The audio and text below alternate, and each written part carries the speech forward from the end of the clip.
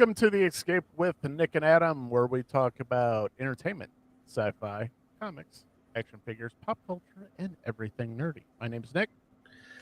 Nick, you mean to tell me that you built a time machine out of a DeLorean?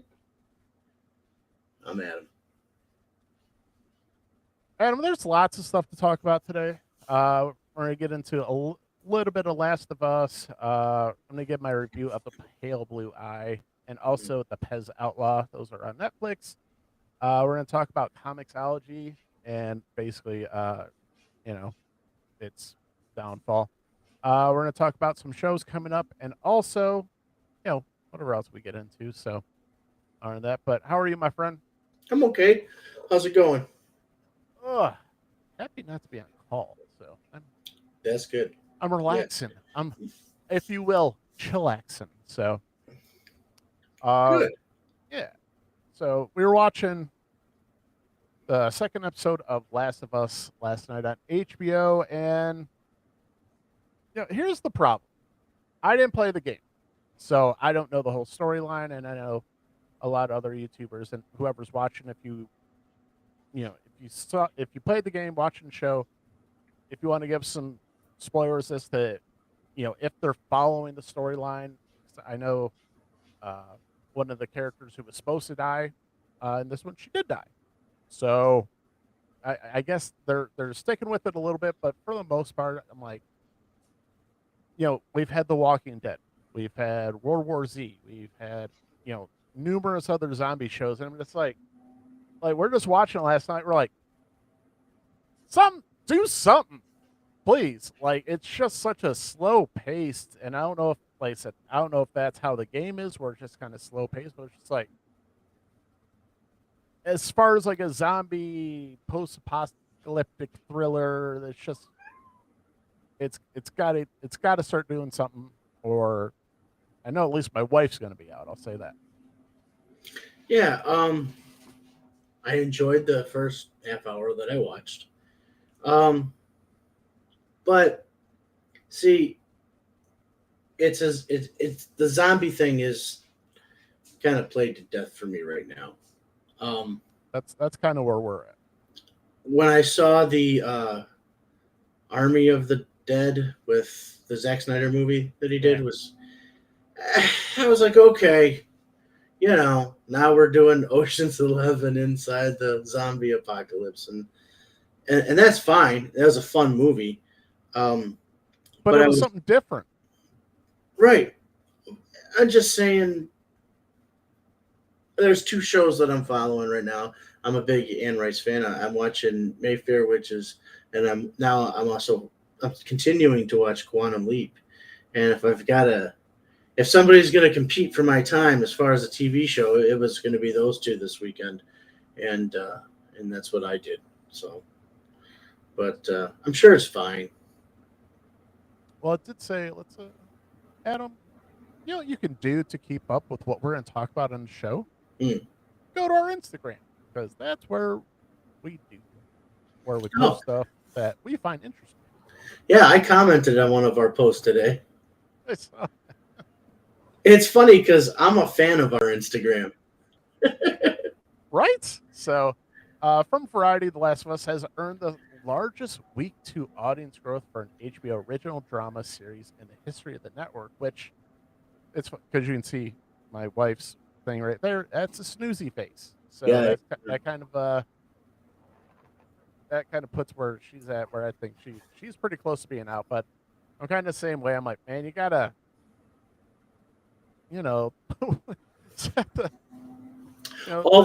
poking it with a stick, like, do something.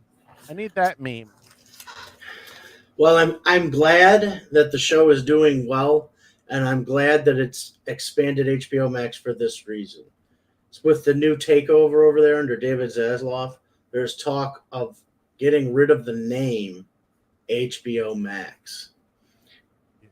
And maybe making it part of Discovery Plus or something like that, or HBO Discovery. Here's the thing. If you take HBO out of that, HBO stands for home box office. Yeah.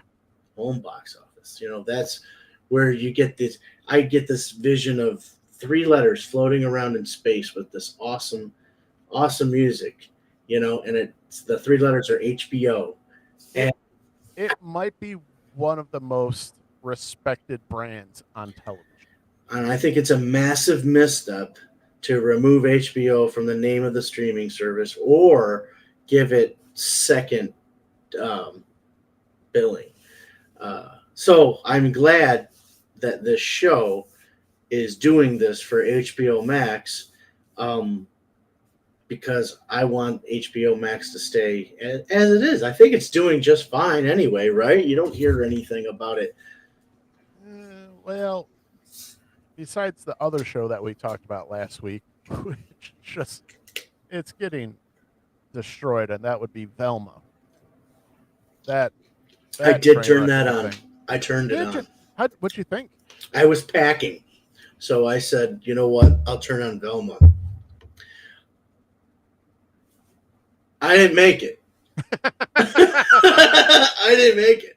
I totally see why you turned it off. Yeah. It's funny because in today's hyper political world, like usually it turns into trying to turn one side against the other, In this side, both sides hate the show. It's hilarious. Yeah, and the people who wrote it, did you guys not like Scooby Doo or something as a kid? Because it sounds a lot like you didn't like Scooby Doo. Like every time you turned it on, you're like, Fred the fuck. It's Like for me it who we should have Jerry's brother Chuck on because I'd love to see because he's I'd like him to psychoanalyze Velma because it seems like just a self insert of Mindy Kaling, obviously, but it just seems like a vehicle for her to just completely lash out at anybody who she feels has done her wrong. that's right. She's somebody who's a comedian, right, or something. She was she was one of the writers on The Office, so that got her a ton of cachet. So she wasn't even an actress on The Office. She was, but Oh, she was also objectively right. the worst, most annoying character on the show, but written that way. But as it turns out, I think that's actually how she is in real life. Okay. Okay. Well, whatever. I mean, I don't know. I wasn't a fan of The Office. A lot of people like it. I'm sure it's fine. Um, It's a good show, but it's it's an acquired taste. yeah. I'm glad. I hope. Like Velma. Oof. Terrible, like Yeah. just it just won't. If you're gonna change something so much, just do something else. Just call it something else. Don't try and shoehorn it Yeah. into the thing. If they'd have gone with, hey, we you want to play in the Scooby Doo universe? All right, cool. Make it one of the other cliques in their school. I don't know. But don't just say, oh, yeah, it's a Scooby show because it's not and it doesn't have Scooby in it. So what the hell are you doing? I was upset about those Scooby Doo movies when they came out because I was in my 20s and I wanted to see a serious take on Scooby Doo. Because that's kind of what Riverdale did a little bit with. Yeah, Archie. Yeah, I was like, which actually we sat down and watched like the first season. I liked it. Yeah. Didn't go back to it. We did a little bit, but then like Luke Perry died. We're like, all right. Yeah. But what was it? Was it a comic book, or was it a cartoon, or was it even like a Riverdale? No, I'm sorry. Where they did like a horror version of Riverdale. I think was it a mix between Archie and Scooby Doo, where they did like a horror thing. Was that a comic I think book? there was something like that. That sounds, but I don't know. I don't know. But ever since then, it was like, oh, that'd be cool if they did like a serious, like dark take on it. And then I don't know if Riverdale didn't exactly do that, but it went obviously more CW.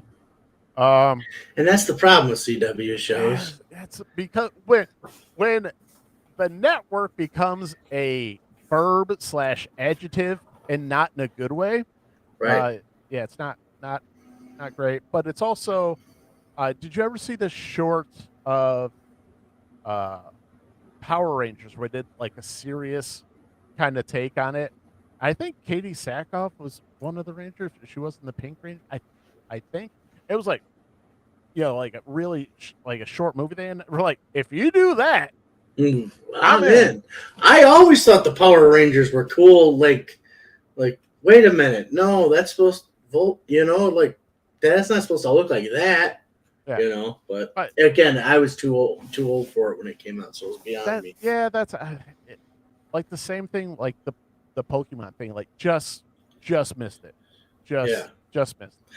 Well, you remember that Gen 13 issue 13 where it was A, B, and C, and Grunge sold his soul for a comic.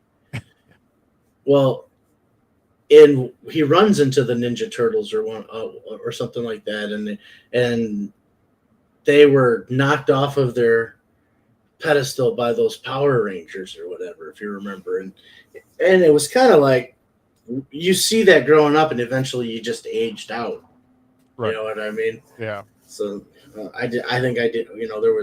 I did He-Man, then Ghostbusters, then Turtles, and Batman. So those four things, and then after that, I was done.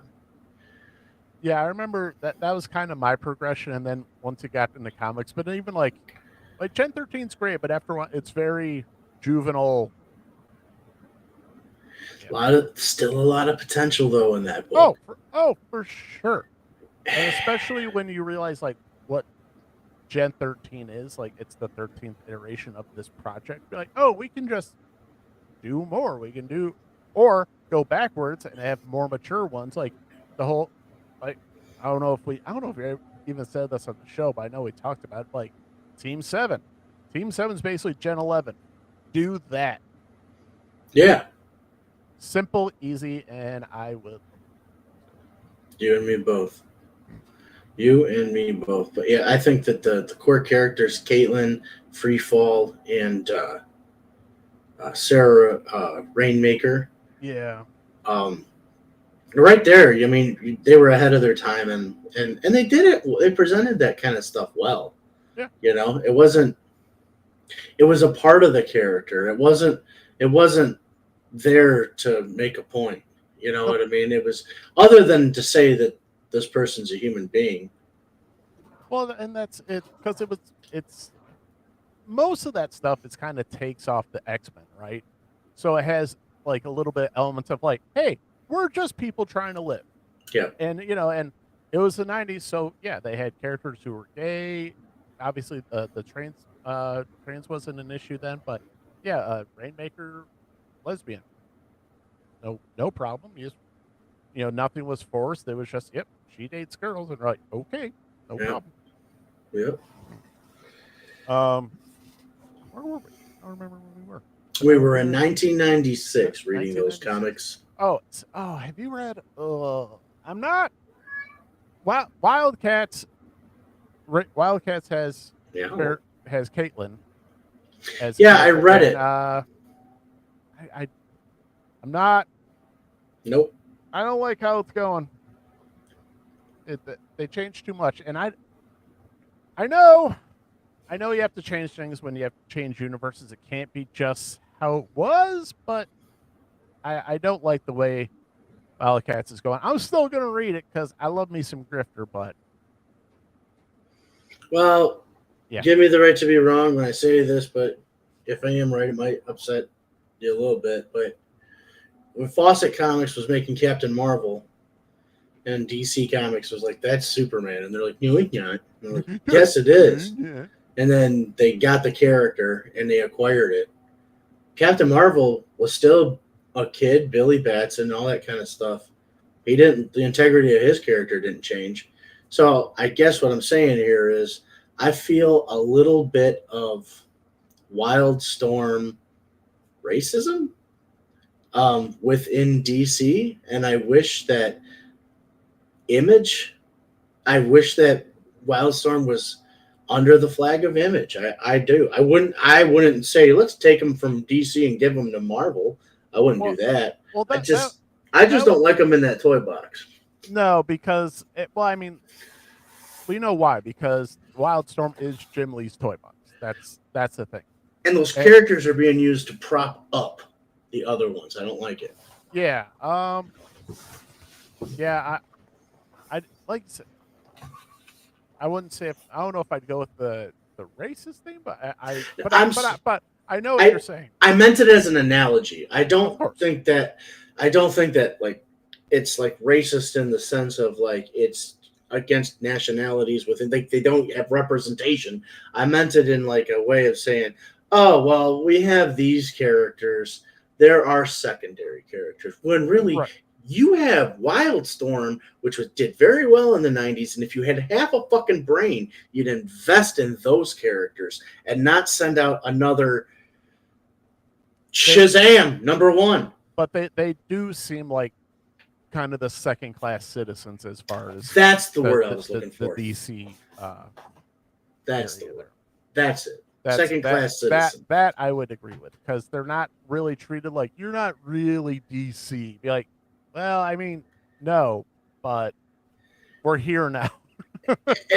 And so for those of you who don't see us talking before the show, Nick and I were talking about I was getting a little upset, but we were talking about how comic books have lost like a soul, just the industry itself.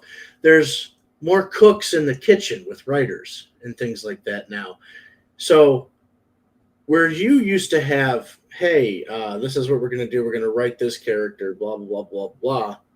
Now we have like Superman's kind of like Mickey Mouse now, and Batman's kind of like Donald Duck in a way, and they're characters of themselves. And now they go, hey, we need a Deadpool. How about this Grifter guy? No one really knows Grifter. Yeah. And that fan base is only, just gave us our bread and butter for the last 30 years. So fuck them. Yeah, so, except for Nick. I know Grifter. Shit. But Bill L. We won't say full last names just in case people don't want to be mentioned, but Bill. One of my favorite moments in my life is I remember one Halloween. He had a little line and a red lightning bolt under his eye, and he goes, "I'm like, oh," I was like, "Hey, what's that?" He's like, "Oh, it's a coal cash thing." I was like, "What?" He's like, kind of blew it off. I was like, "I like him better as Grifter." He goes, "You know who he is?" I was like, exactly. Yeah. Oh, I know. Oh, I know. Yeah. And we built well, I wouldn't say a lifelong bond, but because I haven't seen him in 20 years. But after that moment lives forever. Oh yeah. And also to talk about like they made Caitlin Fairchild and all the other and the men too. Everybody looked sexy on purpose because they were going against what the Comics Code Authority said that they could. There is no Comics Code Authority anymore. Yeah, but they used. Everybody said that's dumb. Right. There was a directions on how artists should draw breasts, and they said if you draw breasts too big, you'll make a woman look clumsy. So if you draw them too small, she won't look feminine enough. So there was like a guideline because of the Comics Code. And then who do you have drawing Gen 13? Probably the best, one of the best artists ever for drawing a absolute gorgeous woman in J. Scott Campbell. Exactly. That's I think to this day, like all he does is just like, I'll just put out. I think he puts out like calendars and all that, like kind of pin up stuff. Yeah. Because not only do the male the male readers like it, the women like it just as much. As one of the most cosplayed pictures I've seen is his Spider-Man cover with MJ sitting there, all concerned with a cup of coffee, waiting for Spider-Man to come home. There was a big to do if that was like natural, if like girls could actually do that. It's like, let me show you, because because he's an artist, and I remember one of the first things, because I wanted to draw comics when I was a kid, and one of the first things Jim Lee ever said is like, you want to be a comic book artist or artist in general, go take anatomy and physiology class. So I did.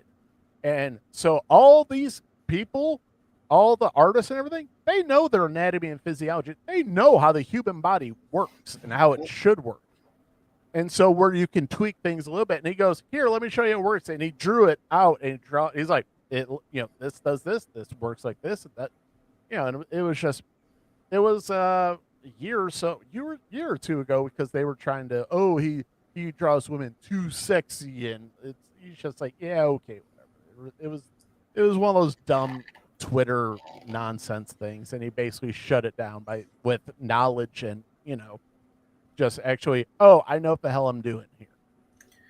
And ever since mankind started telling stories about heroes and gods and stuff, you never heard of one that was like out of shape on purpose, or like, hey, my god's ugly.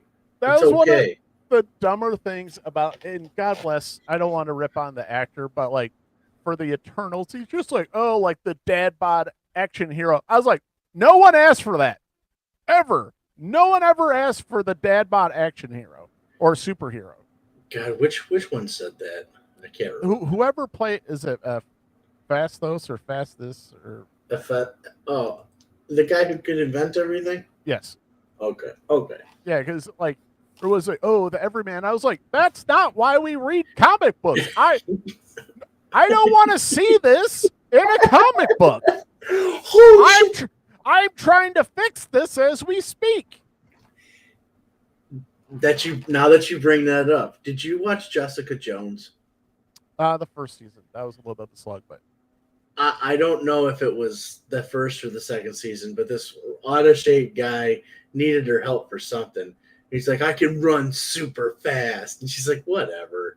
And then something happened that caused panic, and you see this guy just go, and he's like overweight and everything. And you're like, that looks so weird. But it was cool. I just remember the effect. I don't even remember what the episode was about, but that effect sticks with me, that special effect. Yeah. So no, I mean, no, I don't.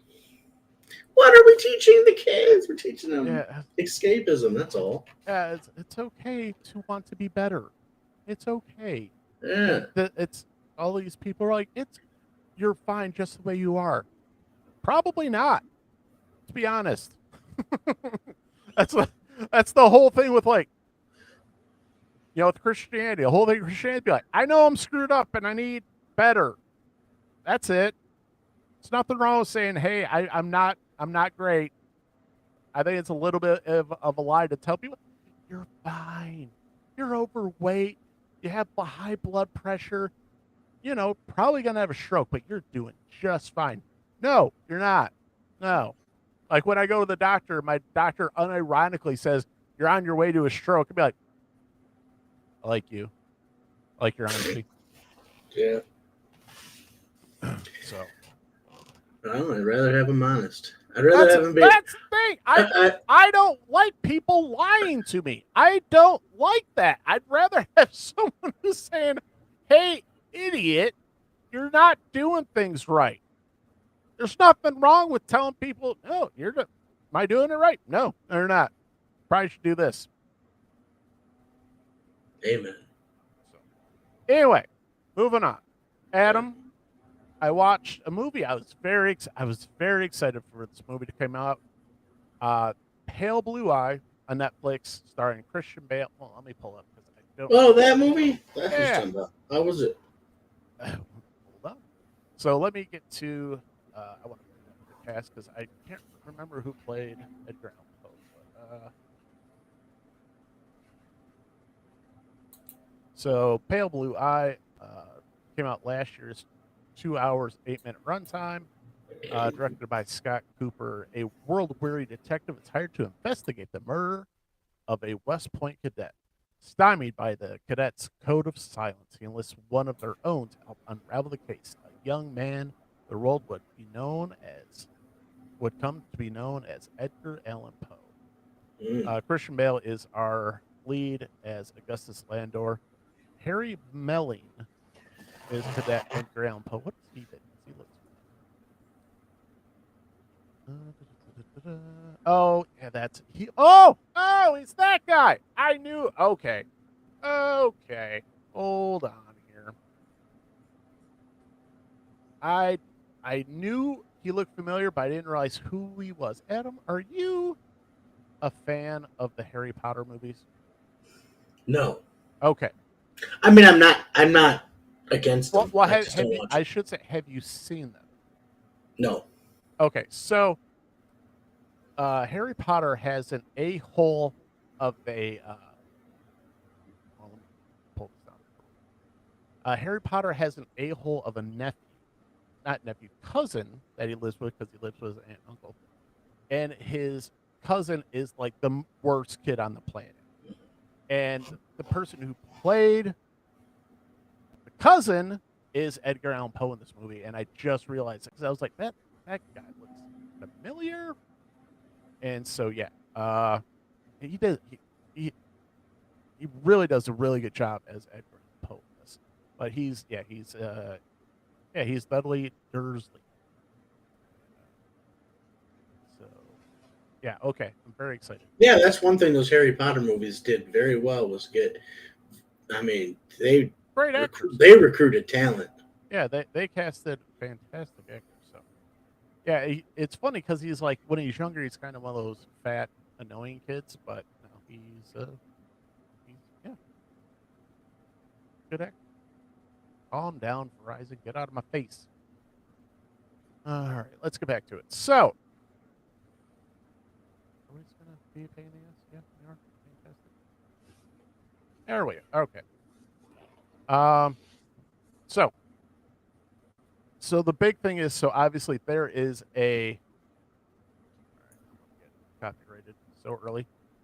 So there's been a murder on West Point base. There's a campus. I don't know because it's a school, and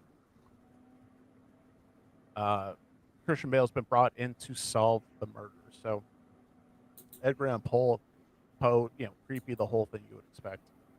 I liked it because it's definitely like a whodunit, and there's a cast of, there's the leaders of West Point who really want the case solved. You have Edgar Allan Poe, who, is he a murderer? He's really creepy. Who knows? But also he kind of gets enlisted, if you will, by Christian Bale to help solve the murder because he realizes, hey, you're kind of a smart guy, and I need some help to solve this. Adam, if they'd have stopped this movie 10 minutes earlier, I would give this like it's fantastic. It's great. It's a great mystery, thriller, the whole thing. And then the ending came, and I went, Oh, okay, so it wasn't the length; it was the finish. it was the one twist too many. One twist too many where the whole thing for me just fell apart. I'm sitting there like, watching with my wife. I was like, I like it, right up my alley. They're because the cadets that they find, they have their hearts cut out, so there's a whole macabre, thing going on. You're like, who's cutting out hearts, and the whole thing, and then it's just like you get to the ending, and I'm just like, well, that's terrible. That's a terrible ending. That ruins the whole movie. So if you're watching it, stop about 10 minutes early and be like, fantastic. You watch the ending, you're like, well, that ruined everything. And it makes it seems like one of those things that they just kind of tacked on at the end, and I don't understand why. So I picture somebody who wants to go cut the hearts out of the cadets at West Point. I picture their day like this. I'm going to kill myself today. Well, let's make it interesting. And so he decides to go cut the hearts out of these people. And then he attacks the first guy, and he expects to be dead. But by like the 10th guy, he's like, why am I still alive?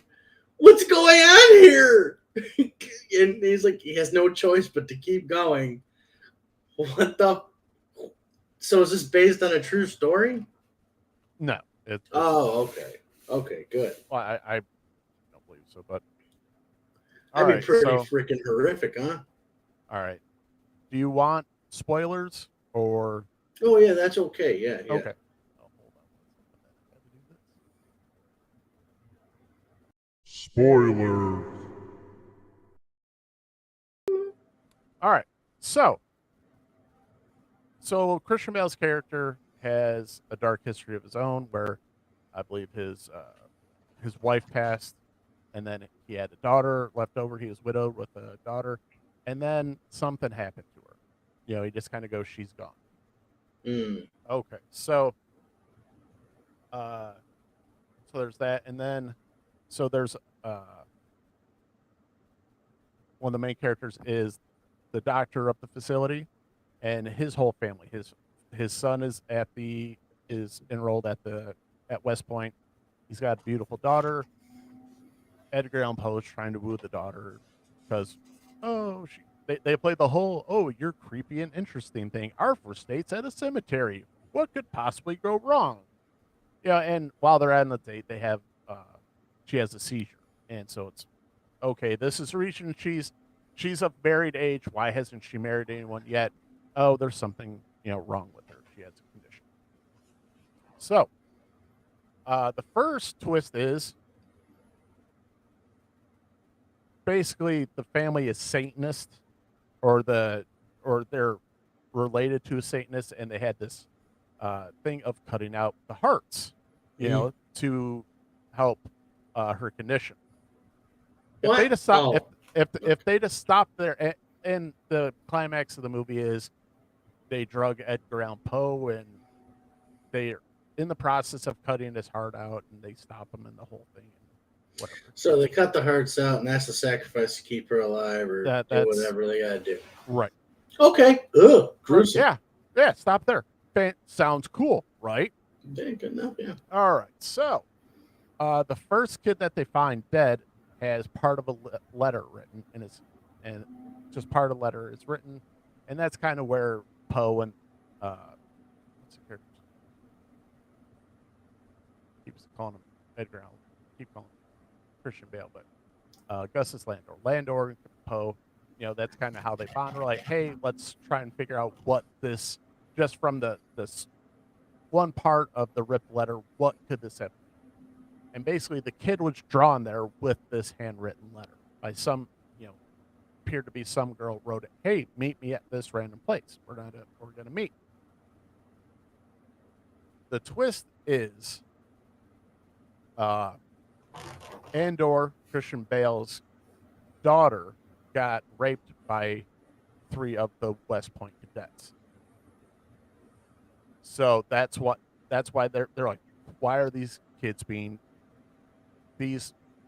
select few being chosen as murder? Okay. So now it's Christian Bale doing it. Christian Bale wrote the letter to draw the kid out, hangs the first kid, and that's where the Satanists just so happen to find a dead body. So what do? They take his heart, and then basically Christian Bale's killing the kids. They're taking the hearts. I was like, if you just would have stopped at the Satanist thing, you'd Yeah, be fine. I But get it. where you start saying, oh, well, they just happen to come across this dead body. Yeah, we need a heart anyway. So why not? It's like, well, didn't like that. So Were they in cahoots, or was it just one big no, happy accident? it was a big happy accident.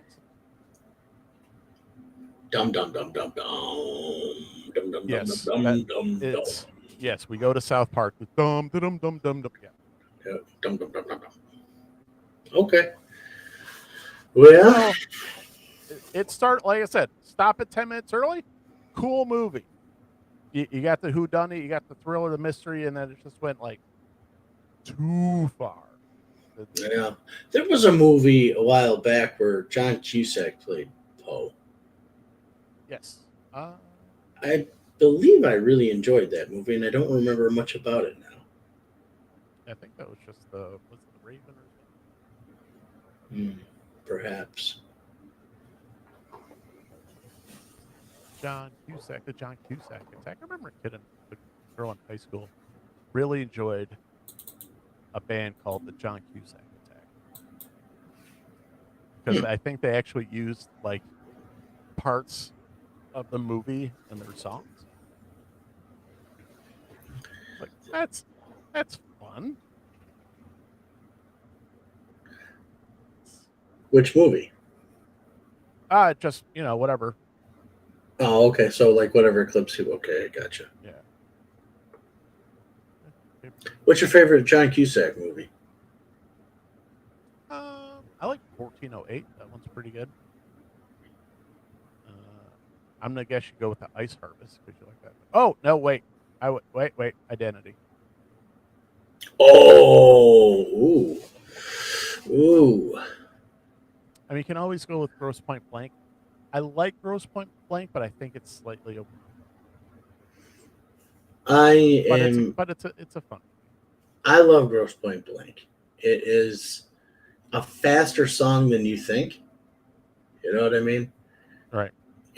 You think when you watch it a couple times, you love it, you love it, you love it, then you realize it's kind of like another top 40 hit, but still a good, really good song. No, Ice Harvest is my favorite. I love that movie. That movie's just Yeah, if the you Raven came out in 2012. okay. Yeah, yeah, Pale Blue Eye review. I can't give it a like I said, stop at 10 minutes early. It's fine. If you watch the rest, that's on Yeah. you. That's on you. Adam, there was another thing that I saw on Netflix, and it just came out, and it's fun because it involves a gentleman from Michigan, Oh, really? and the documentary is called "The Pez Outlaw," The and Pez. it's all about Pez. Who doesn't love Pez, I love Pez. right? And how at some point did have you not actually collected the Pez dispensers? I own a Joker Pez dispenser, still in the wrapper. Yeah, I Yes. think I've got a. I think someone bought me. They released a Star Wars collection, so I've got a Star Wars set of Pez dispensers. Pez dispensers were the first bobbleheads, which eventually turned into pop figures. And I looked at Pez dispensers and said, no, no, you better stop now. Yep, This could really take you. because it can take you, and that's kind of one of the funnier things that they mentioned. Are like, oh, once you're in, like you're not getting out of the Pez game. Yeah. But anyway, so what this gentleman did, and it was in the early '90s, and just working this menial job as I think as a machinist, and just wanted to get out of it. So he just kind of formulates his plan with his son, where he's like, "We're going to go to Europe, and we're going to go to the Pez factory, and we're going to get these Pez." And they end up somehow he talks his way into the Pez factory, and the guy just like hits it off with the guy, and it just gives him all these like super rare things that have never been released in America, and he ends up taking literally duffel bags full of these Pez dispensers. And it's funny because they stop it at customs, and and it's funny because there's all right, so there's the main guy. Let me pull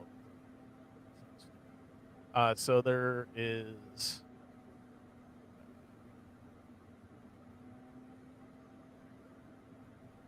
So you have the main guy, and golly, I freaking hate IMDb now. So you You have heard it here, folks. yeah, Nick hates IMDb. because I love it so much. I hate that they messed with it. Oh, you know what? Go ahead. I know what we need. I got to talk to you about something when we're done. Okay. So you have the main guy. His name's Stephen Glue, and he lives. I believe at the time he lived out in DeWitt. I don't know if he still lives there now, but like that's like literally middle Michigan by nothing, Mhm. not really by much.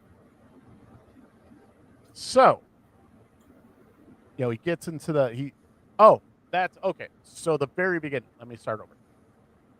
So remember when you used to take the cereal box tops and you could like, if you bought so many box tops, you could return them in for like actual toys and little things like Yeah. that. Yeah. He did that so much, and he used to go to like recycling places and just take all the cereal box things, and he used to get like hundreds and hundreds of these toys, and he'd take them to toy shows. He'd sell them for like $1 a piece, whatever. So that's how he ingratiated himself into the toy collecting scene, because he had all these things, and he would just take them and sell them for $1 a piece, make a few $100 over the weekend. And it's funny to think that they show is it, because you used to be able to do that as many as you want. Now there's a one per household. And he's the reason that you could only get one per household. One toy per household? Right. And it's funny because he's like, I would just get hundreds and hundreds of these things. And he, according to him, because he seems a bit of a, tall tale teller, which is fine because I consider myself a bit of a tall tale teller. But he's basically takes credit for being the guy as to why there's one per household. So then he gets into the Pez game, and so you realize if you've collected Pez, or if you get into collecting all, you can make, there's some serious Pez dispensers out there. It's no joke. Yeah, so he forms like plan with his son. I think they had to take out a line of credit to go there. They got these Pez dispensers, and they're coming back, and they're going through customs, and the one, because there, like I said, there's more characters in here. There's a few people who actually work for Pez, and he referred to this as the gray market. It's not black market, but it's gray market. So it's not technically illegal, but not technically legal. Because when customs caught him, he had these just duffel bags full of these things. And apparently what Pez never did, they never registered their trademark with customs. And so the guy's like, well, if they're dumb enough not to do that, I can't stop you. So this guy just had this racket of bringing in all these super rare Pez dispensers, because the guys over in Europe, they're like, we don't care about them because they're not even being released in America because they don't like them, because that was part of the thing too. So, Pez is not an American thing. It was a European thing and then caught on over here. God, I had no idea. But America got very, I would say, kind of bougie very selective about the things they actually let be released. And they kind of were only like letting things, accepting things that actually, your Batmans, your really high, things people recognize. Noticeable IP. Yes, exactly. Recognizable. But when it comes to collectors want the things not everybody can have, right? Right. Yeah. The more rare, the better. So he started making, hundreds of thousands of dollars, because he had a thing where he would just go and, he just started racking up money to the point where Pez USA, he came up on Pez USA's radar, and this one guy in particular was tasked with stopping his racket.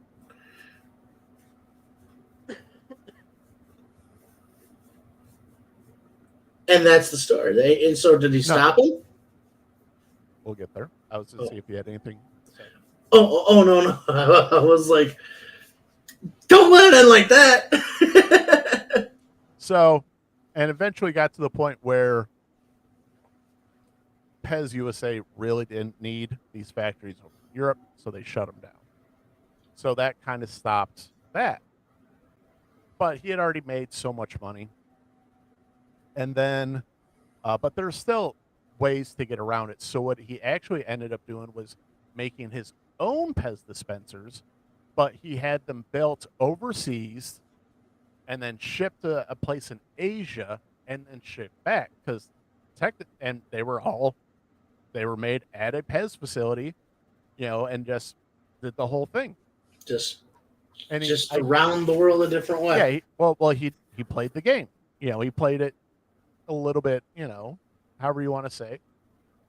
But he ended up making like $1 million, and the collectors went crazy for him. He invested all his own money, bought the materials, paid the not the patents, because he can't really patent because it's Pez still technically. Mm-hmm. But yeah, like the first show, he's $25 a pop because they were costing $3 to $5 a piece. So he's selling them for 25. Collectors like gladly pay $25 for you know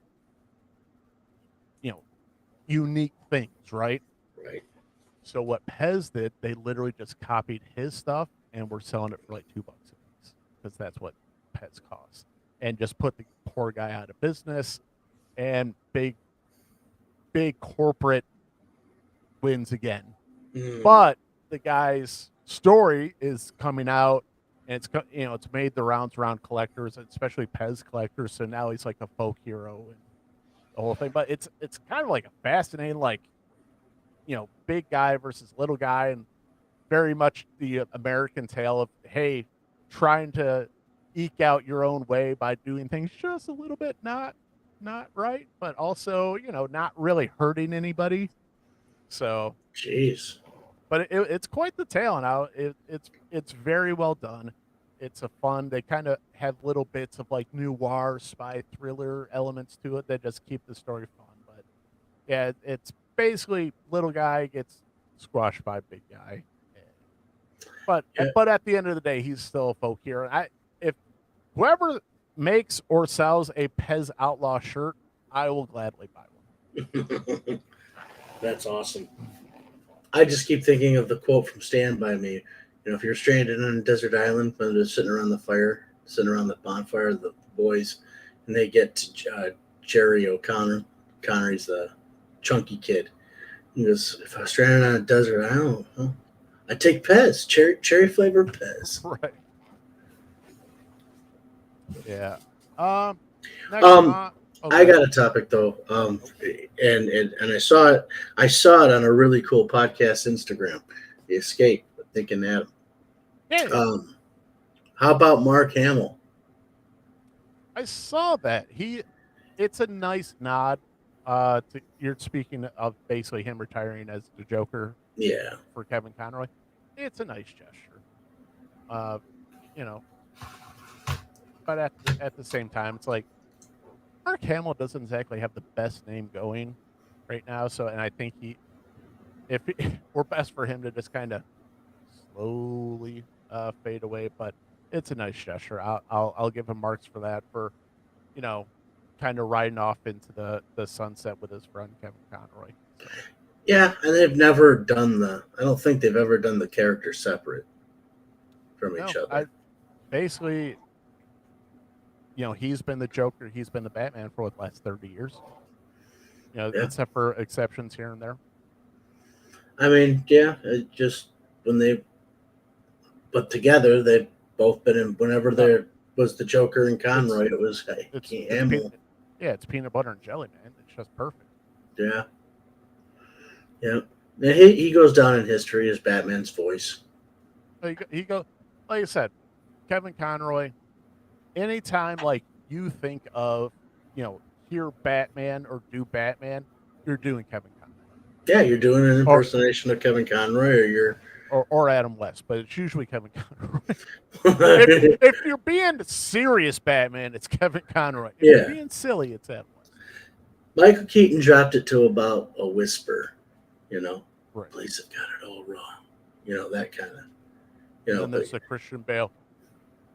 I don't think he knew he was going to be reciting that dialogue when he did Batman Begins and got all the way.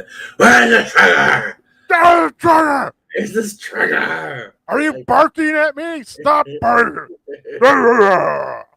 But when he does talk in Batman, I think he does it great in Batman Begins. I like it in The Dark Knight, and It I don't know. it reaches peak Bale at yeah yeah. Well, the whole damn system's gone haywire by that movie. I mean, again, I will quote Jeremy Jahns to the day I die. Like, the Nolan trilogy is what happened in real life, and all the comic books and all the lore, even the 66 stuff, all of that is just the legend based off of this kooky, weird thing that happened to this city so long ago. Like, I can buy that because that makes it pretty real, but I don't know.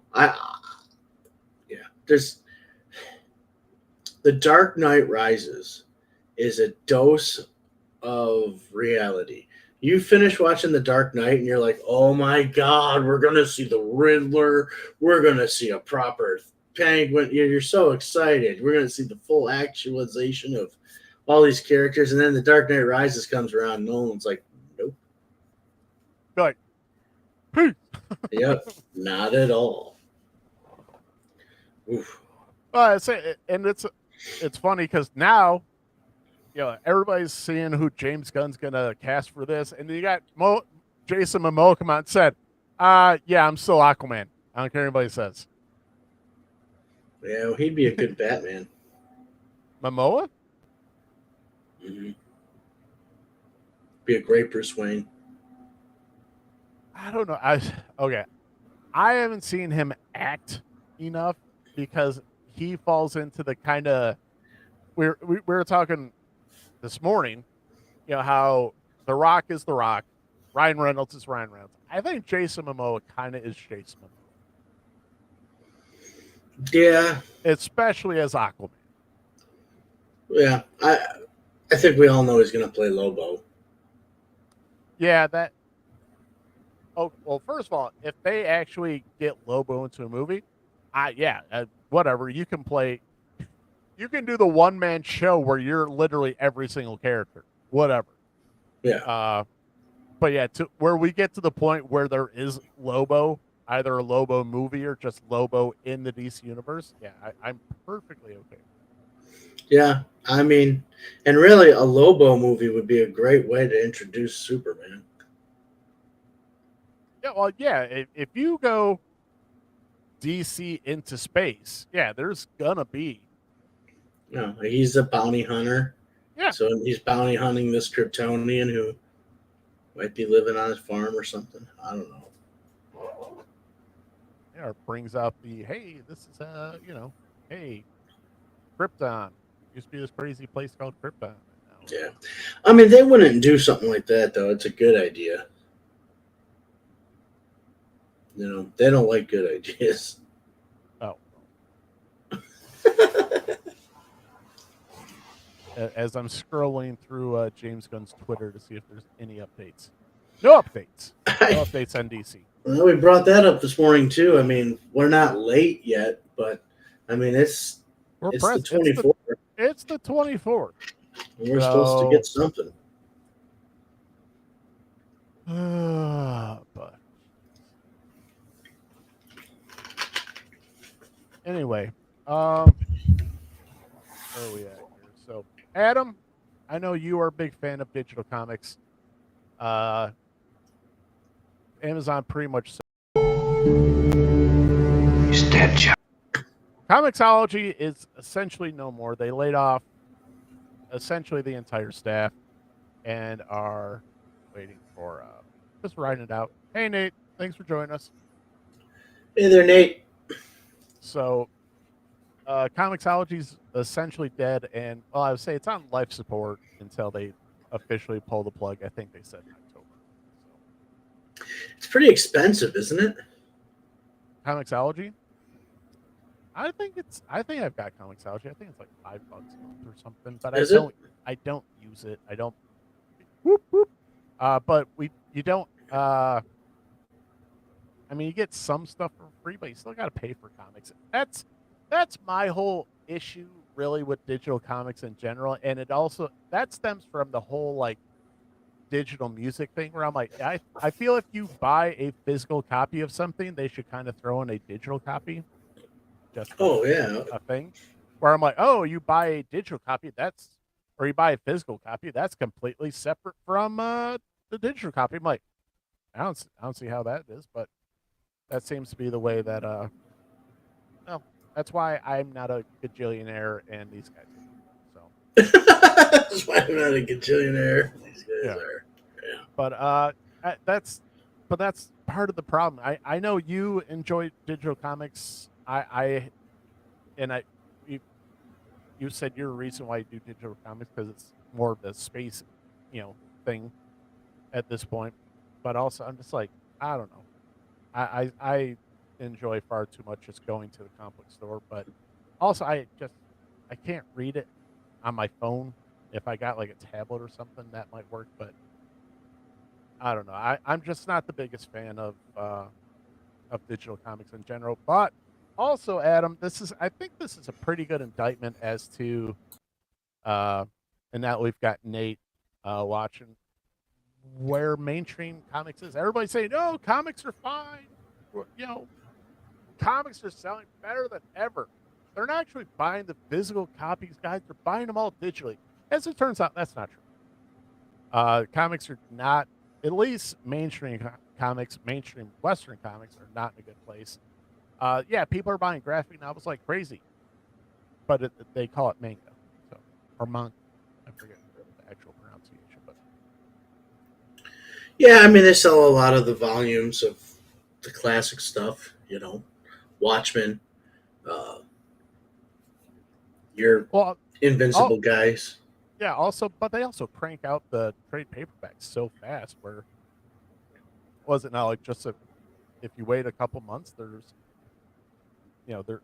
I think I did that with I did that on accident with Swamp Thing, where I picked up. I was like, oh, trade paperback. I haven't seen this Yeah. before. Oh, I have these 5 issues in my box at home. I was like, son of a bitch. Right. Yeah, it seems like after like the first 6 months, or whatever, they'll release the collected edition right away. And Yeah.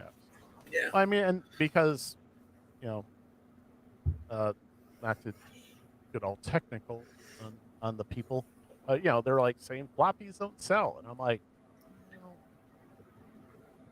oh, if it's almost the same thing with streaming versus going to theater. I was like, if you just are willing to wait a couple months, yeah, people would just rather watch it at home. If you're just willing to wait a couple months, you don't have to buy 6 issues. You can just buy one trade paperback, and because there's not. Let's be honest, there's not enough storylines where you have to get it right away unless you're a comic book collector. You're just not missing out on that. No, I agree, and you have to buy tie-ins now. So every once in a while, you have to pick up a Nightwing 15 to get in the middle of your Detective Comics 656. So the graphic novels kind of eliminate that little problem for you. Um, Well, I am a I remember you had that issue collecting Superman back in the day. Be like, hey, if you really want to collect this entire storyline, you got to get Action Comics, you got to get Superman, you got to get Man of Steel, and you got to yeah. get this other one. And these are coming out weekly. So if you want the entire storyline, you got to buy these things every single week.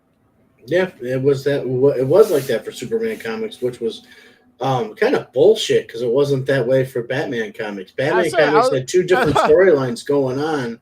I was like, that seems like a kick in the junk if you're a Superman fan. Be like, no, you can't just buy one. You got to buy every single one, and you got to buy them every single week.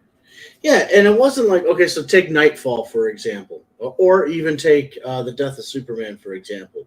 So you're reading Man of Steel issue whatever, and then next week you got to pick up Superman 75, and that's the Death of Superman. And it's one continuous storyline. We're not talking about that. We're just talking about this week, Lois Lane and Superman. I mean, he saves Lois Lane, Brainiac shows up, and if you want to see what happens now in the next issue, you don't wait a month. You go and pick up the Adventures of Superman to see the conclusion of this, just for basic storytelling, Yep. and that was a problem for me.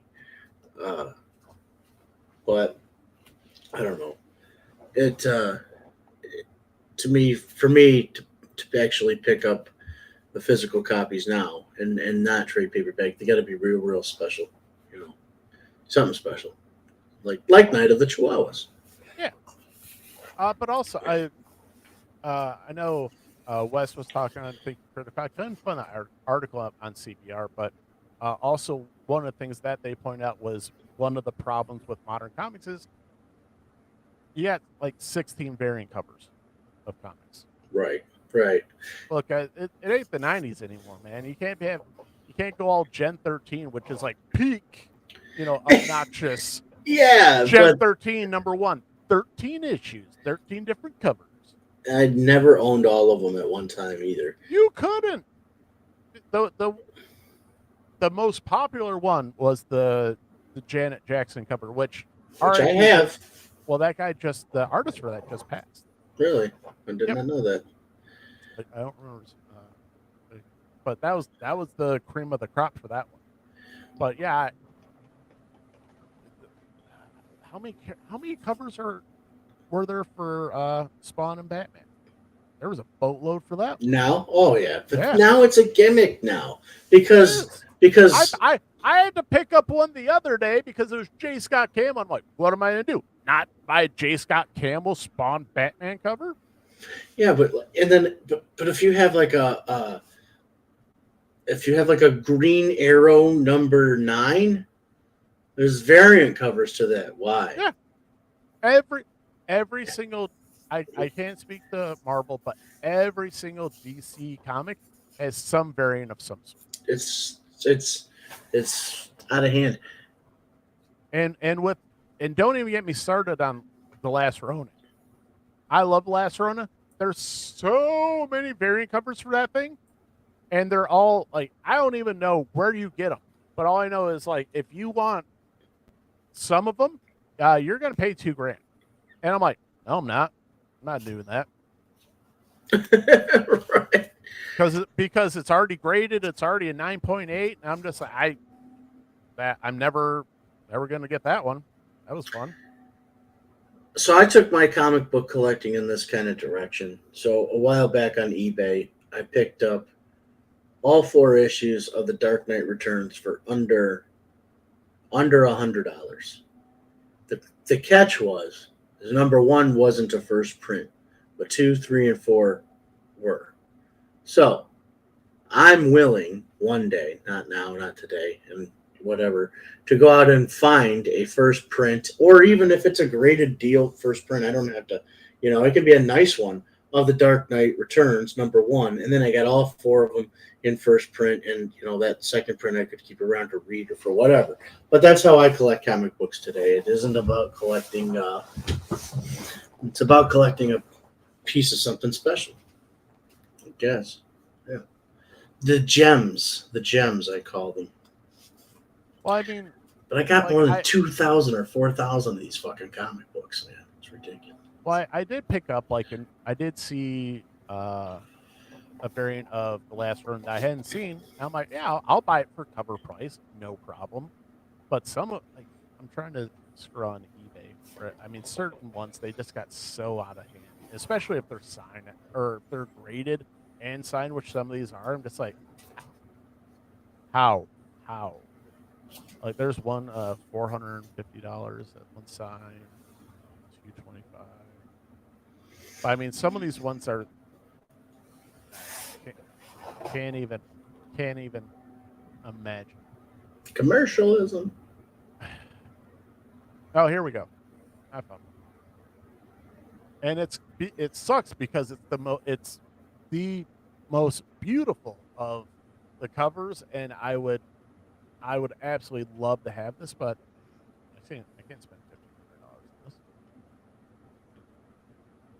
And it's this cover where it's got the the Ghost Brothers in the back. Freaking gorgeous. Oh, and it's signed. Oh, and it's a 9.8. Starting bid $1,050. Pocket change. I say, God bless you. I hope you get paid. I hope you get your money, but it ain't coming. So, it's pocket change, sir. yeah. So why? What's the big deal? Come on.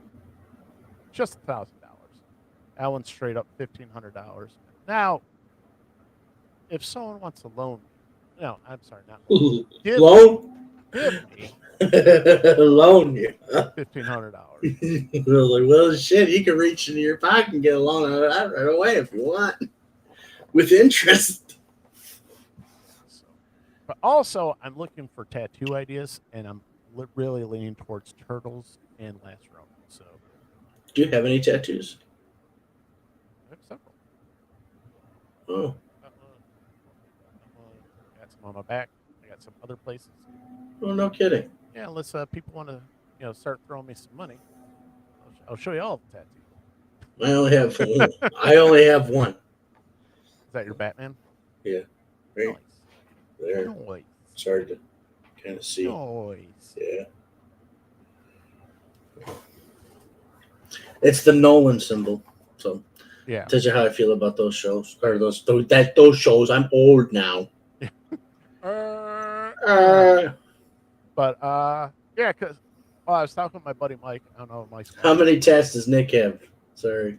That's our trivia. 1, 2,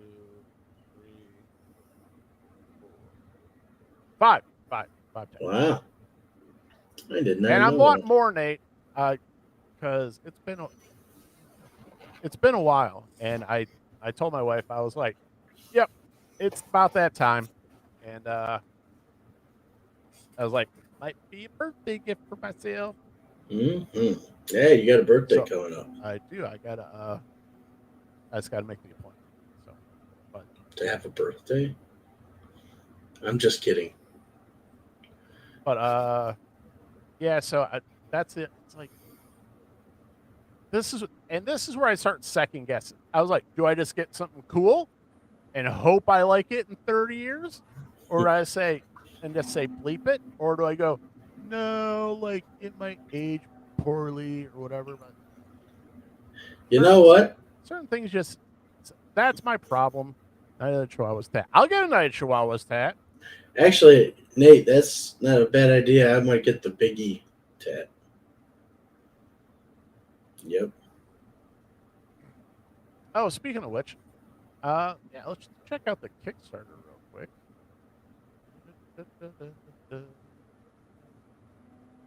So I think I saw what is there 9 days left, Nate, for the Night of the Chihuahuas Kickstarter. And last I saw, is it almost at 3? Come on, internet, do your thing.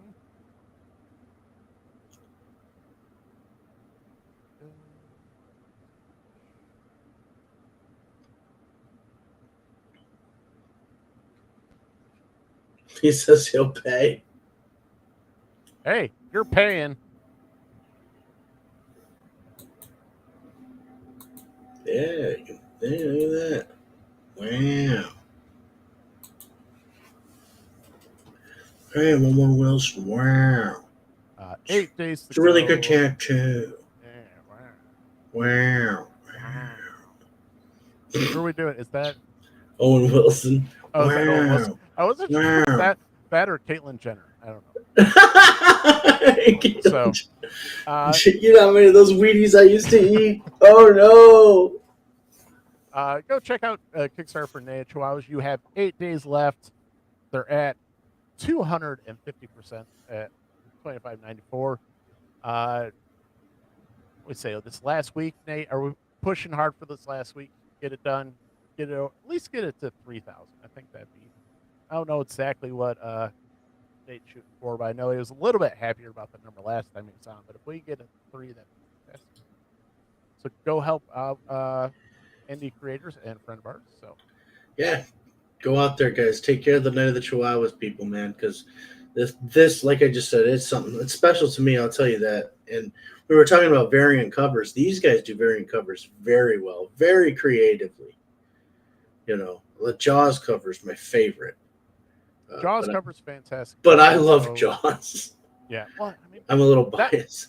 That was the one when I saw it, I was like, that's clever. That's cool as hell. Yep. The Godzilla covers, man. The Godzilla covers. My nephew and brother-in-law flipped over those. I have to say, so many. I'll say this one is probably my favorite cover. It's gorgeous.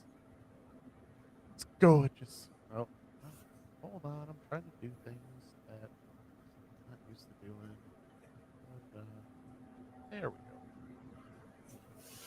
That's my favorite because it's just cool. And Yeah, I'll get that's. Nate. I'll get that tattoo if you're paying. You know what? Once you get back from Hawaii. It has nothing to do with it at all. But I look at that and I just feel and hear the Metallica Black album. Yeah, it's definitely got Black vibes. It really does. Like, out from the new day's mist I run. Out from the new day's mist I've come. Oh Yeah, my god. A little of Wolfman. For sure. You may have been duped. What the hell? Is that the same artist, Nate?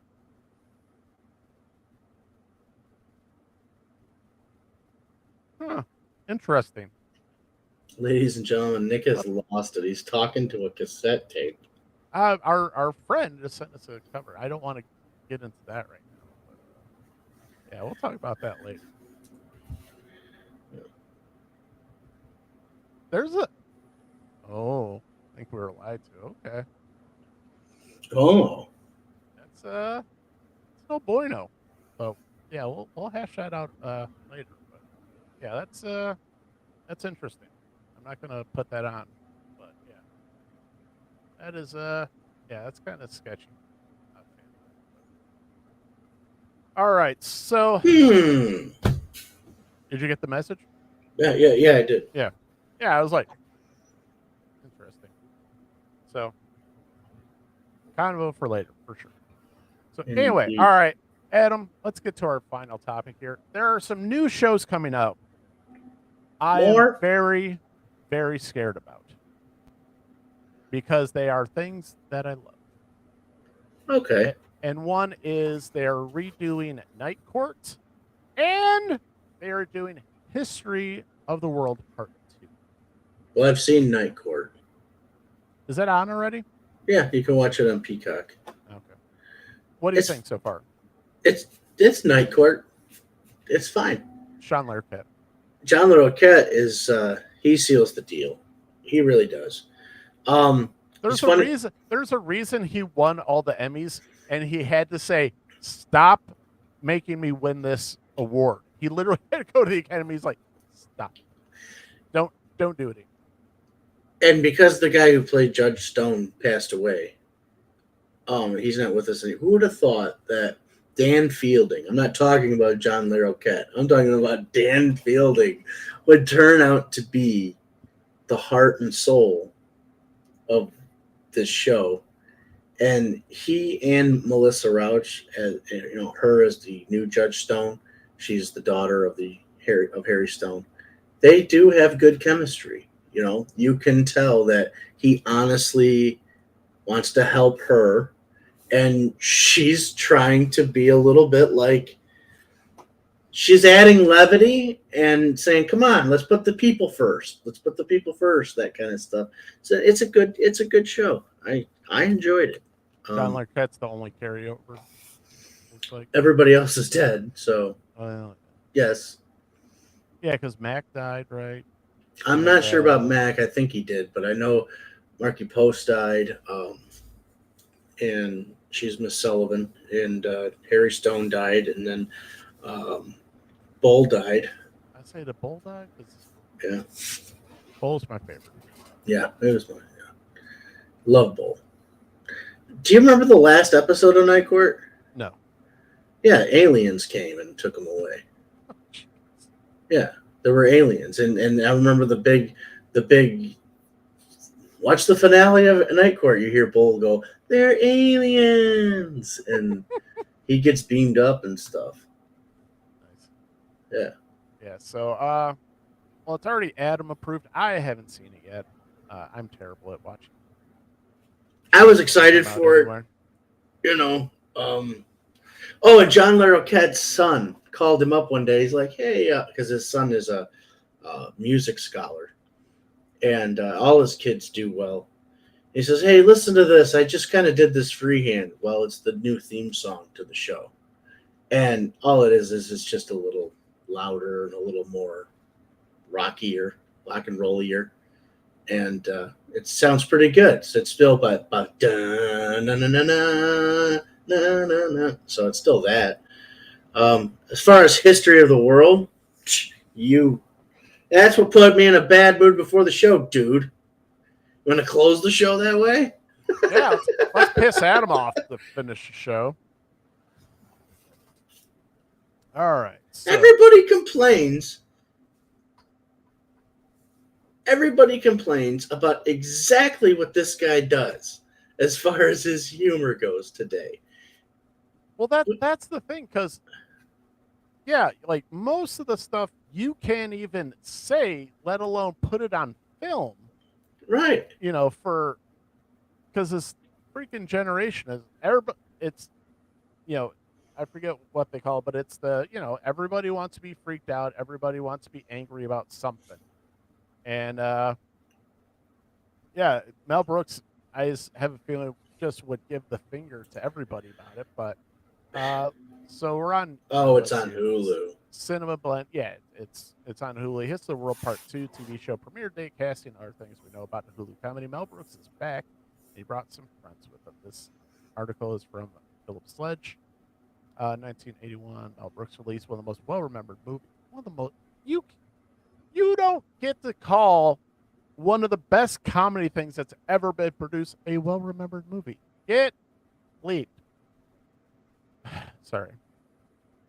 Though there was never intention of making the star-studded comedy into a franchise of sorts, 42 years later, the property is returning in the form of History World Part 2, a Hulu original series. Ugh. Ugh. Ugh. Ugh. Why? Okay. Oh. So maybe it's good. I mean, I don't know. Well, some of the people, it's got like Wanda Sykes in it. Some of the so the History World Part 2 cast include Mel Brooks, Ike Barinholtz, Nick Kroll, Wanda Sykes, and more. And I'm not gonna lie, I don't think most of those people are super funny all the time. Like they always seem like kind of bit characters who should be like on like a Saturday Night Live or a show like that, but not. Because here's the problem. Because you have people that, let's read the characters, the actors who were in History World Part 1. Featured the cast including comedy legends like Dom DeLuise, Madeline Kahn, Carl Reiner, Sid Caesar, Horace Leachman, and a few dozen other stars. No offense, guys, you ain't that. You are not. You are not in that category. So that is where my biggest contention for that comes from. Arguably because she's been around. Arguably just because she's been around longer and she's seasoned and she's raw. Wanda Sykes would have been great in the original History of the World Part 1, but that's all you're bringing to this is Wanda Sykes, kids. Yeah. I mean, and I'm being a little generous here when I say that, you know. Nate, I've been waiting almost my whole life for History of the World Part 2. So have I, but this ain't the generation to bring it to. They're not gonna get it, and I don't think it's. Did you ever see? It gets back to what I was talking about, Velma. Everything's so damn politicized. It seems like it's either gonna be. Let's be honest. It's only gonna go after one side of the aisle, and I'm sick of picking sides. I'm freaking sick of it, especially when it comes to my entertainment and my comedy. If you had told me you had Nikki Glaser in the damn show. That might bring something. She's see, Mel Brooks is raunchy in a way. She's got the raunch, you know what I mean, and does it well. So I don't know. No, I don't want to watch it. Sorry, Nate, man. I mean, we're gonna have to disagree on that one there. I mean, will I give it a chance? I guess. I mean, I turned Velma on. Yeah, but not for long. I was shocked though. What? Well, that's the thing. I figured when it came to Velma, I was like, I told I was like, one episode. We'll give it one. They're 20 minutes. How bad could it be? We didn't make it. We didn't make it through the credits. I expected it to not be any good after what you guys described, Junior. You and then what you told me your wife described too. But I didn't expect to like get this vibe of. Did you just not like Scooby Doo? Yeah. And did you just not like the world you grew up in? I don't. Yeah. Well, that was we talked about. There's certain things that we associate with our childhood. Night Court's one. Scooby Doo's one. History World, not really like childhood, but a pleasant part of my life. Most Mel Brooks movies. I love Mel Brooks movies. They're not all home runs. Most are really good though. Yeah. But it's because Mel Brooks is a comedic genius, and these guys aren't. Sorry. I'll never forget. Comedy tragedy is if I cut myself with a paper cut. So it really hurts. Comedy is if I'm walking down the street and I fall into a manhole and die. That is Mel Brooks is quoted saying that. Because that's comedy. So yeah. I think they're gonna bring a big giant pitcher of water. I think they're gonna pour it all over history of the world. And then I think they're gonna serve it to you, water it down, Yeah, it's gonna be 100% watered down. It's not gonna piss anybody off, and it's only gonna pick on. Honestly, I'm slightly terrified of some of the things they're gonna pick out in history to go after. So, and they didn't pick on anybody in History of the World Part 1. They basically said, okay, here's a scene from history, and here's how humans really kind of are. Maybe it happened this way, maybe not so much. I don't know. Here's these 15 Ten Commandments. Be like, I'm a philosopher. Oh, you're a bullshitter. A bullshit artist. Yeah. Did you bullshit? My favorite B. Arthur line in all of history. Exactly. Oh, a bullshit artist. Yes. Exactly. Like, did you bullshit today? No. Did you try to bullshit today?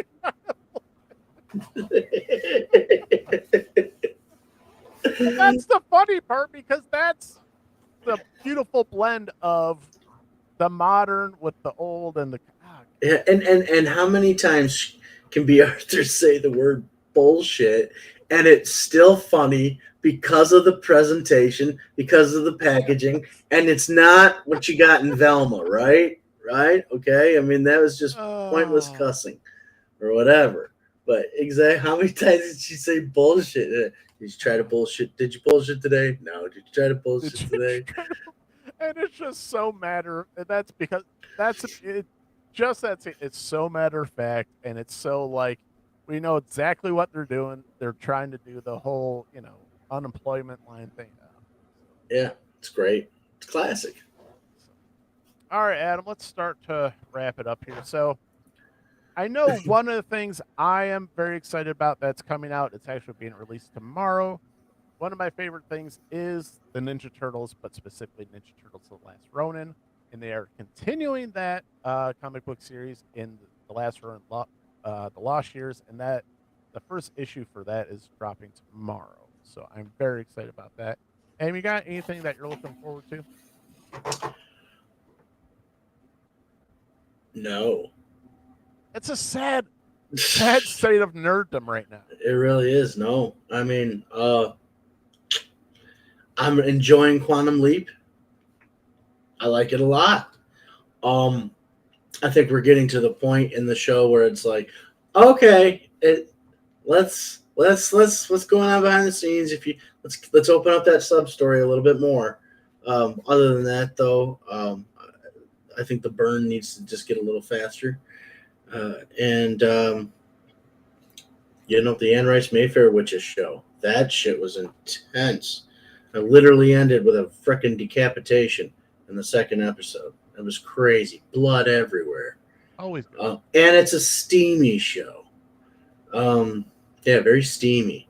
Is that Uh, Deborah Ann Wool? no, that is Who is that? Oh, that's Alexandria Alessandra. Daddario. Yeah. Um, Oh, yeah. very.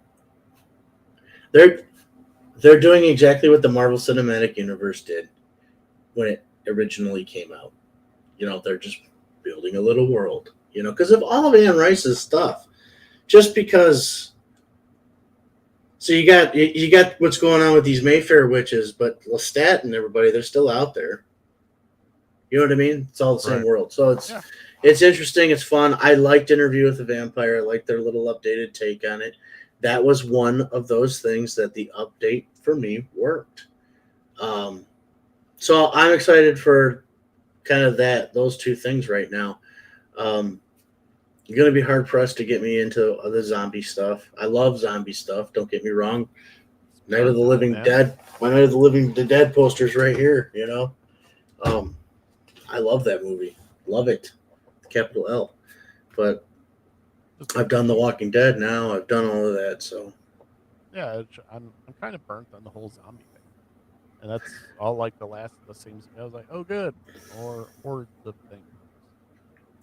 I mean, yeah, it's a little bit different because they do it with, it's a fungus, and the fungus is all you know, excuse me, the fungus is all kind of interlaced together. And, they actually do a pretty interesting way of portraying that, but it's just like overall, I'm like, man, it's something's got to pick up and something's got to give. And I probably should have talked about it earlier. I was like, Pedro Pascal, fine. Anna Torv, fine. Love her. She's from Fringe. The little girl that they got playing, the key to everything girl, can't stand her. no, Can't stand the freaking kid. why? I was rooting for Pedro Pascal to shoot. Hmm. I just something about it. Just Look the, at the the whole energy flowers. thing. Just watch the flowers, Lily, or whatever her name was. Did you see that Just episode of The Walking Dead where Carol blew oh that yeah, little girl's brains out? I That's I would have crazy. preferred that. Yeah. Golly, that's one of the cool. Not coolest. That's one of my most favorite badass parts. I love Carol. That's a great Oh, character. yeah. Absolutely. Yeah. See, I was thinking about that the other day. Now that you just asked me that question of like what am I excited about? Still not sitting down though and watching TV going, I can't wait to get in front of the TV right now, even with Nope, Quantum Leap. there's not very much appointment viewing at all. Not anymore. Yeah, yeah. I watched a lot of cool action figure reviews though. The Foosh Weekly. A lot of love over there to the Foosh. All right, my friend. Let's wrap it up. One last thing. Okay. No serious developments on the Masters of the Universe line right now. There's no serious developments on what's going Either on with way, that. right? Either way, no. I do think I now that the dust has settled, though, I think that they're going to be putting these figures out till 2025, 2026 at Okay. least. Yeah, it So, might stop it for a little while. Let the market, well, build back somebody, up. But but Masters of the Universe Revolution, the second season, has been greenlit. They're working on it.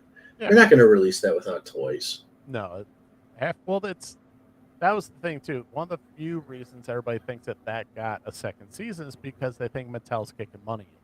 So if they're kicking money in, which means they're making toys. So, Exactly. Exactly. And I'm interested to see where that goes with Motherboard and the Horde and Hordak and all that kind of stuff. yeah. So I'm excited. Um, but I will say that, Scott Knight, like, just flat out saying that that's the difference between like Uh, journalism and yeah, it's irresponsible. yeah, Irresponsible and it's clickbait. Let's be honest. yeah, because if I say right now that I know three different people who don't know that I'm talking to each one of them and they're all good sources and they all have confirmed this, then I have no right to say it if I can't say those sources. I No, can't well, just it's go, also oh, it's like us going, oh, we know who the next Superman is. We don't, but yeah, it's right. come on. Now, I could say that to you in private, but I would also have to add, like, we can't bring it up on the show because I can't tell anybody. Yeah, So it was irresponsible, and it took the wind out of a lot of sales. pissed a lot of people off. I'll tell you that. Well, that's one of those. I think that did exactly what that guy wanted to do. He wanted to create a ruckus. He did it. Now he's happy because he got the clicks and the whole. He's doing a lot of backpedaling too. He's doing a lot of backpedaling. Exactly. Breaking news: Mel Brooks is in this. At least there's a plan. Thanks, Nate. Yeah. Hey. Nate's got a plan. Hey, I hate to end the show too on a downer, and I'm going to try not to. But that's another thing that's kind of wearing me down. Is this whole? We talked earlier. It's the 24th of January. We're not hearing anything from DC Studios. The very first time in history there's ever been a DC Studios. What's the opposite of love? Sometimes I don't think that it's hate. I think it's indifference, and it's like, oh, we're going to make this great announcement about Superman, and you're losing me. Starting not to care, because I still have my good Superman stories I can go back to and read, and I still have my Christopher Reeve, and I still have my Smallville. So, so they're losing me on that, and I don't give a flying fuck about Batman. Yeah. I love Batman, don't get me wrong, but they're not going to stop the Matt Reeves stuff, so I'm already happy.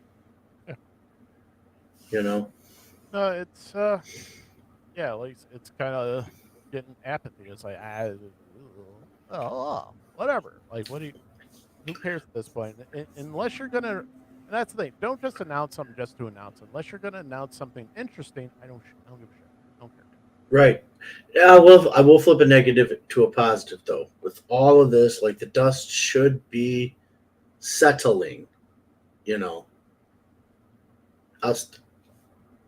I'm still listening, but and let's be honest. Like, they can announce a whole slate of movies, cool. But if you're not going to tell us who's in them, it still doesn't matter. Until you release who is your Superman, who is physically going to play your Superman, what's the point of announcing anything?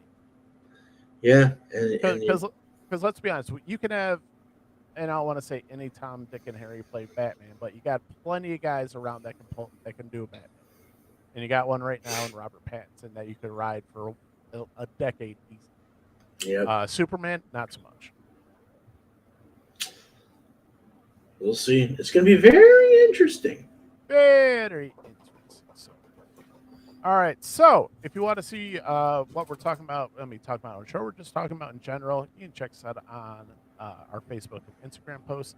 If you have not yet subscribed to the channel, please do so. It helps a lot. It helps us.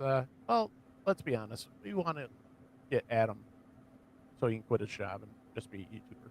So, yeah, help with that. So, if you are listen podcast on a regular basis, we are on all the major podcast platforms. We're on Spotify, Apple Podcasts, Audible, and Google Podcasts. And any final words, my friend? Be nice to each other. Good night, America. Good night, Planet Houston.